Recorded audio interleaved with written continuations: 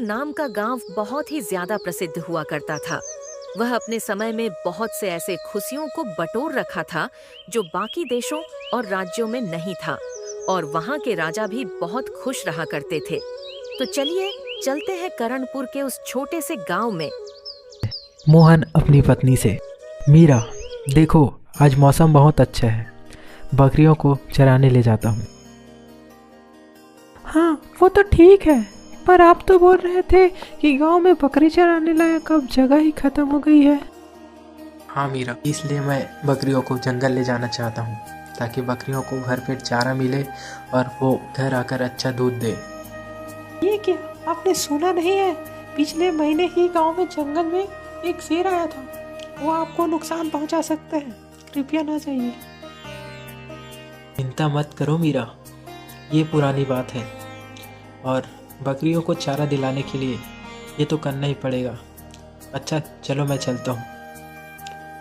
और मोहन अपनी बकरियों को जंगल ले जाने का फैसला करता है और वह अपनी बकरियों को तबेले से बाहर निकालता है।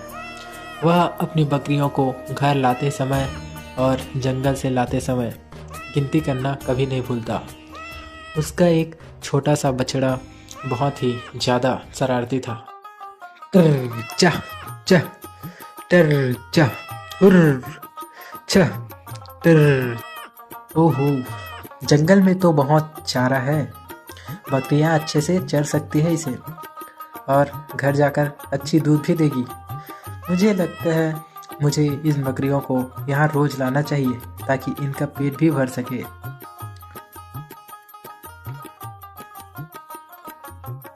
मोहन बकरियों को चरने के लिए छोड़कर पेड़ के छांव में सो जाता है तो उसकी एक बकरी की सिर में एक पात्र फंसा होता है।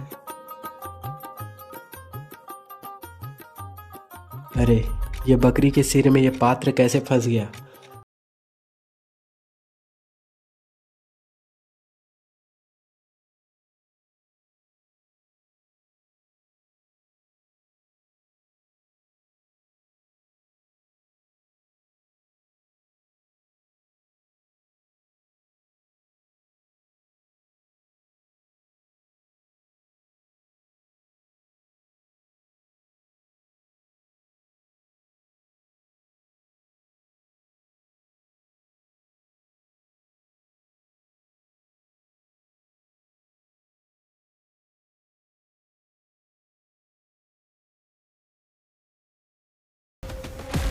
और देखते ही देखते बकरी का बच्चा एक गुफा में चला जाता है और मोहन भी उसे लाने के लिए उसके पीछे पीछे उसी गुफा में अंदर चले जाता है।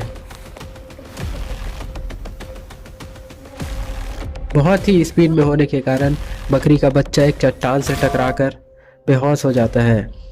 मोहन देखता है कि वहाँ एक शेर भी है। ताज्जुब की बात यह होता है कि ये बोलने वाला शेर होता है। उसे जाने दो शेर दादा, उसके बदले मुझे खा लो, वो तो बहुत छोटा है, क्या ही मिलेगा तुम्हें उसको खाकर। हट जाओ मानो यहाँ से, मुझे इस बकरी को खाने दो, अगर तुम्हें मरना नहीं है तो भाग जाओ यहाँ से। उसे जाने दो शेर दादा, उसके बदले मुझे खा लो, वो तो बहुत छोटा है। मैं बूढ़ा हो चुका हूँ, मुझे हड्डियों को निकालने में बहुत ही दिक्कत का सामना करना पड़ता है, ऊपर से इसका मांस नरम भी है। रुको शेर दादा, मैं अपने शरीर से सारे मांस निकाल लेता हूँ ताकि तुम मुझे खा सको। जैसे ही मोहन अपने हाथ को काटने वाला होता है, शेर बोलता है रुको। शेर एक जिन में बदल जाता है और मोहन की बलिदान और जानवर से प्रेम को देखकर वह शेर रूप से अपनी असली रूप से आ जाता है। बेटा, तुम उस बकरी के सिर में फंसी मटका को अपने घर ले जाओ, वो बहुत काम की चीज है। तभी तो बोलूं ये शेर कैसे बोल रहा है। ये सब बोलकर जिन अचानक से गायब हो जाता है और मोहन भी अपनी बकरियों के साथ घर जाने का फैसला करता है। और फिर मोहन पतीले को पकड़कर साथ ले चलता है। घर जाने से पहले मोहन अपनी बकरियों को गिनता है ताकि कोई भी बकरियां इधर उधर ना चली जाए। चलो इन बकरियों को गिन लेता हूँ। 1 2 3 5 8 13 15 17 20 सभी बकरियां मेरे पास हैं। टर चा चा टर चा हुर चा टर चा चा हा चुई टर सिर चा चा हुई चा टर।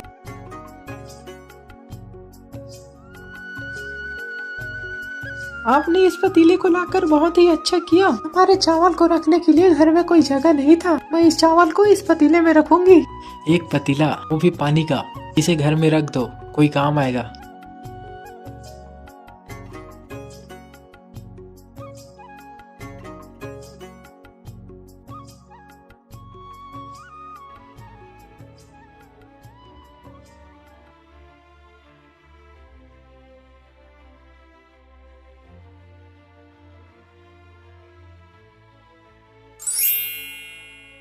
अरे ये देखो तो, मैं सपना तो नहीं देख रही हूँ। इस पतीले में रखते हुए हमारा अनाज दोगुना हो गया। देखो तो। नहीं मीरा, ऐसा नहीं हो सकता। जरूर तुमने भूल से 2 अनाज की थैलियाँ रख ली होगी, इससे तुम्हें लग रहा है कि अनाज दोगुना हो गया। रुको, मैं एक बार फिर डाल के दिखाती हूँ। और फिर से अनाज दोगुना हो जाता है। दोनों ये सब देखकर हैरान हो जाते हैं और फिर वे अनाज का बहुत सारी किस्मों को डालकर अनाज बेचने लगते हैं। अब हम बाजार में जाकर इन अनाज को सस्ते दामों पर बेचेंगे ताकि हम जैसे गरीबों का भला हो सके। मोहन का चावल बहुत से गरीबों की जिन्हें का एक नई उम्मीद बनता है, तो मोहन अच्छे काम करके बहुत आगे जाता है। इसलिए उसका पड़ोसी उनसे बहुत जलता है और इन सब के पीछे क्या कारण है, ये पता लगाने के लिए रात को छुपके से उसके घर जाता है और देखता है कि उनके पास एक जादुई मटका है। गोपाल के मन में लालच आता है और वह उसे चुरा कर ले जाता है।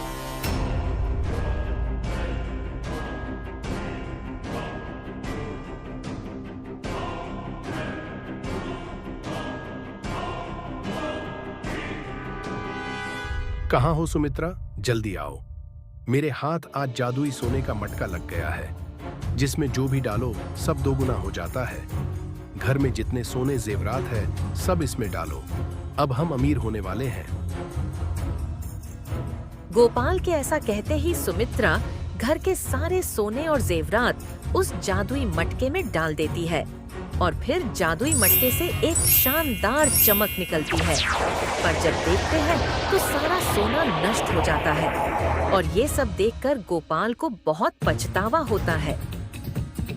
सीख, लालच और गलत नियत से किया गया कोई भी काम आगे चलकर इंसान को पछतावे के खाई में धकेल देता है। इससे अच्छा ऐसे चीजों से अपना पैर हमेशा दूर रखे। ऐसे ही मजेदार वीडियो देखने के लिए हमारे चैनल को सब्सक्राइब जरूर करें। मुझे आपकी सपोर्ट की बहुत जरूरत है। Thank you.